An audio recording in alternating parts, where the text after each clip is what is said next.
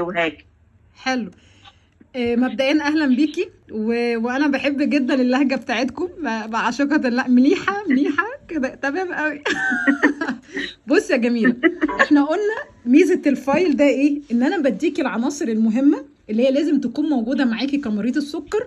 فانا فهمت ان ده مهم جدا بالنسبه لي، علشان خاطر فعلا بيخفض سكر الدم، والدراسات قالت كذا وكذا، وبيحسن الانسولين والمقاومه والاخر. طب موجود فين؟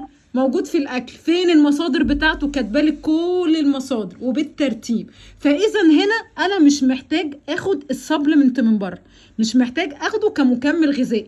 طيب امتى اخده كمكمل غذائي؟ زي ما احنا قلنا يا استاذه رندا في المحاضره، وانت بس تلاقيه كده ما كنتيش مركزه معانا.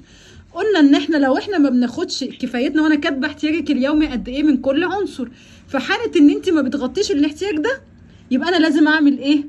اخد السبلمنت من بره، اخد المكمل من صح. بره.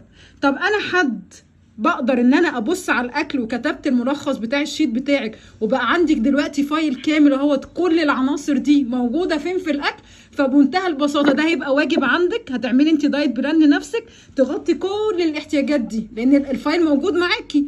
بيقول لك الزنك موجود فين، مش عارف ايه موجود فين، مش عارف ايه موجود فين، صح؟